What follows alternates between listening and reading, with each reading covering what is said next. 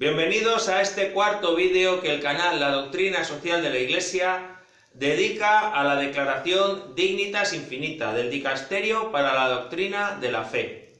En él vamos a hablar de la libertad humana, los deberes y los derechos de todos, porque en cómo entendamos la libertad va a ser nuestra comprensión de la dignidad humana. Y muchos de los abusos que destruyen esta dignidad de las personas, de los que hablaremos en la parte final del documento, vienen de una mala concepción de la libertad y por tanto de una mala concepción de lo que significa ser persona.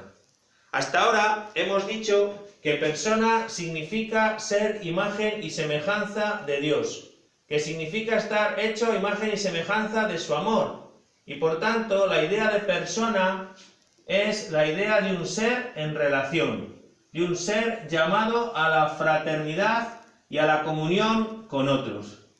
Esto significa que la persona es relación en primer lugar con los otros que son semejantes y que tenemos el deber hacia ellos de respetar su dignidad, de proteger y promover esa dignidad. La persona que es relación con Dios y por tanto con la verdad del ser que ha recibido. La persona no inventa su propio ser, no inventa lo que es la naturaleza, sino que se lo encuentra recibido cuando viene a esta existencia y por tanto está llamada a ese deber de buscar la verdad, de vivir en conciencia conforme a la verdad que le precede. Y al mismo tiempo es relación con la naturaleza.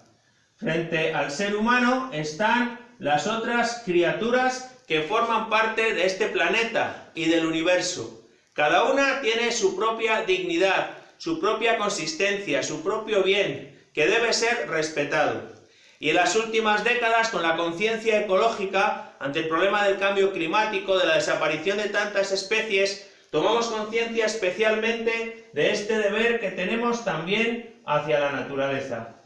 Todos estos deberes tienen que ser reconocidos y respetados mediante el reconocimiento de los derechos de todos, para que cada una de las personas pueda vivir libremente esta respuesta a su relación con los demás, a su relación con la verdad, a su relación con la naturaleza. Se le deben reconocer sus derechos, como están reconocidos en la Declaración de los Derechos del Hombre, de tal manera que entre todos construyamos un mundo que sea una auténtica fraternidad,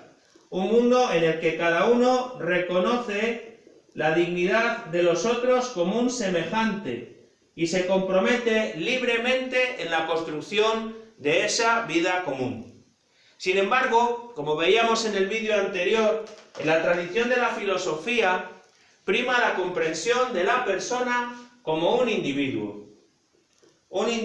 cuya característica principal es estar dotado de razón. Es una sustancia racional, autónoma de todas las demás, capaz de autodeterminarse.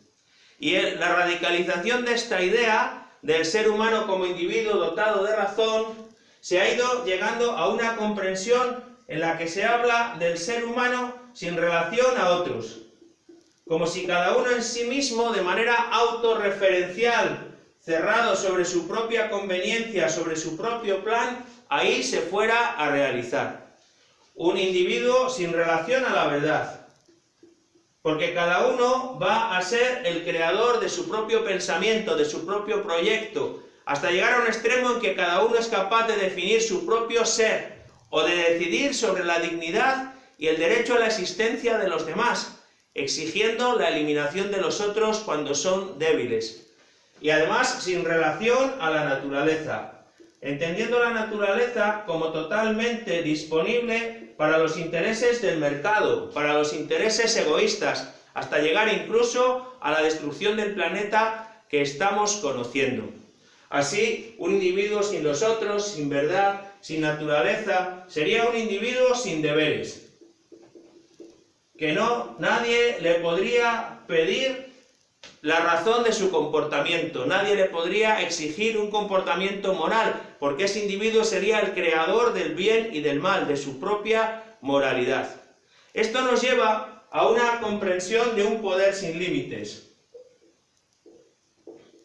un poder sin límites en el que este relativismo, en el que no existen los otros, no existe la verdad, no existe la naturaleza, fundamenta una situación de totalitarismo. Un totalitarismo que la Iglesia está viendo en el plano de la política, cuando habla de los totalitarismos políticos, pero también en el de la economía, cuando habla del totalitarismo del mercado, cuando los intereses egoístas de determinadas empresas son el poder principal que está gobernando el mundo. Por eso tenemos que caer en la cuenta, como ya nos enseñaba Benedicto XVI, que la idea de libertad humana es una idea que está ligada a la necesidad de liberación de esta libertad. ¿Por qué? Porque es una libertad que, oprimida por el propio egoísmo, sometida a los intereses del mercado y del Estado, sometida a la manipulación del relativismo, necesita descubrir su propio camino como vocación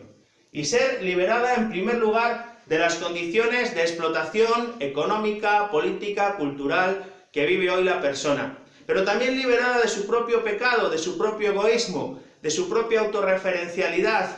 que le impiden cumplir ese destino de estar en relación con los otros, con la verdad, con la naturaleza, y entender sus propios derechos como un compromiso con los derechos de los demás, como un compromiso que contiene unos deberes. Este es el camino que nos ofrece la visión cristiana de la persona y de la dignidad humana. Una dignidad infinita, hoy muy amenazada, como veremos en los vídeos siguientes, y que se convierte en un compromiso de liberación en favor de los últimos, de los que su dignidad está siendo negada, del que vamos a hablar en los vídeos siguientes.